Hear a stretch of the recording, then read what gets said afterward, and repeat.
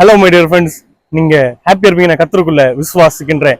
ஒவ்வொரு நாளும் தேவனுக்குள்ள நீங்க சந்தோஷமா இருப்பீங்கன்னு நான் விசுவாசிக்கின்றேன். ஏனென்றால் கர்த்தர் நம்மை சந்தோஷமா இருக்க செய்து கொண்டிருக்கிறார். நம்முடைய வாழ்வை ஆசீர்வதித்துக் கொண்டிருக்கிறார்.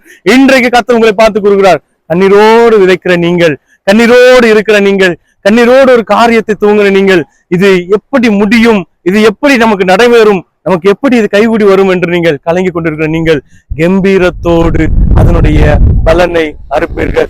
அவர் திட்டமும் தெளிவுமாய் கூறுகிறார் என்னவென்றால், ஒருவேளை நம்முடைய வாழ்விலே எனக்கு இதுதான் இருக்கிற ஒன்லி ஹோப், இது மட்டும்தான் என்னுடைய ஒரே ஒரு நம்பிக்கை, இதுல நான் எப்படியாவது மேன்மையாகணும், இதுல நான் எப்படியாவது முன்னேறணும்னு சொல்லி நீங்க கலங்கி கொண்டு கண்ணீரோடு விதைக்கின்ற அந்த விதைகள், எடுக்கின்ற அந்த முயற்சிகள், படிக்கின்ற பாடங்கள் எல்லாவற்றையும் தேவன் உங்களை கம்பீரத்தோடு, சந்தோஷத்தோடு, மகிழ்ச்சியோடு அதை அறுவடை செய்ய தேவன் உங்களுக்கு அனுக்கிரகம் செய்திருக்கிறார்.